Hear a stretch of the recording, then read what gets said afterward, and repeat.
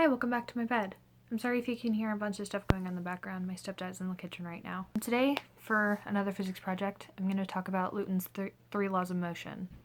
I'm pretty sure everybody knows about these, and if you don't, then I'm glad that you're going to be able to learn something today. So, first things first, the first law of motion is the law of inertia. So, as you guys already know, inertia is a property of matter. Everybody's seen Bill Nye. It's a meme at this point. So the first law of inertia states that if a body is at rest, it will stay at rest unless it is disturbed by an outside force. And the same goes for if the body is already in motion, it's going to stay in motion unless it's disturbed by, again, another outside force. So for example,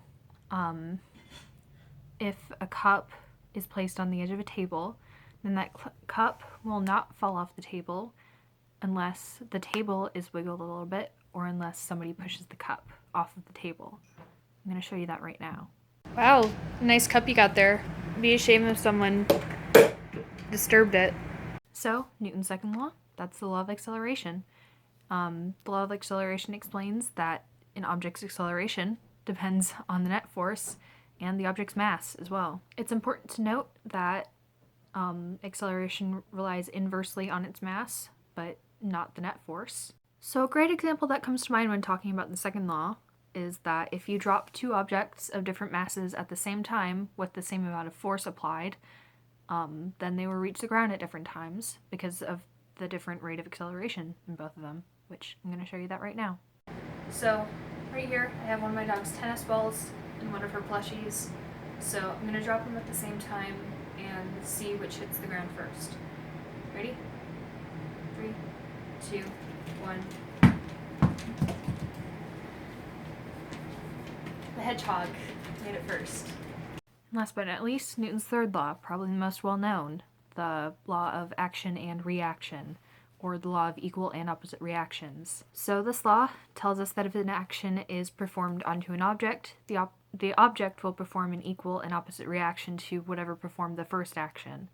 So like, for example, if you throw something across the room, you're performing the action onto that object, which in this case is going to be a stuffed animal that belongs to your dog, because why not?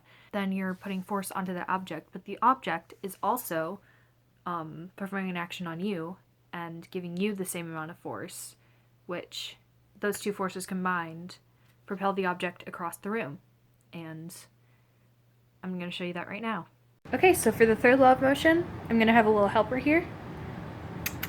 This is my dog Ellie. This is her favorite hedgehog. You can see it's very well loved. So I'm going to toss it down the hallway to her. You ready?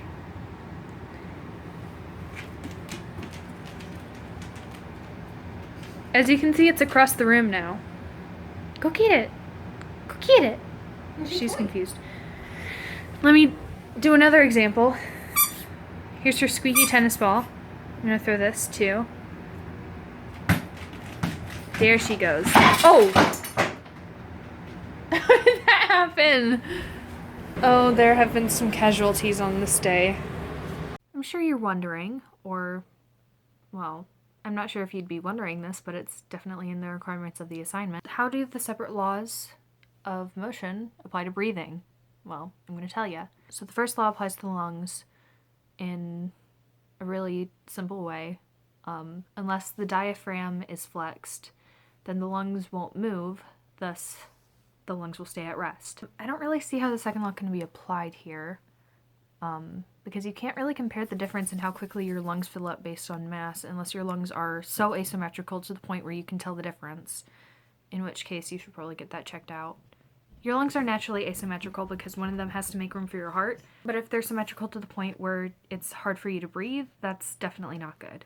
So the third law is best applied because as your diaphragm performs an action onto your lungs by flexing, your lungs react with the same amount of force to bring air in and then release it out. Talking about all this breathing is making me really want to breathe for some reason. So yeah, that was my project. I know that this shouldn't be regular content for this channel, but it is, because I kind of have to make these because I'm really bad at slideshows. But I mean, if you're enjoying the physics content, then I'm glad.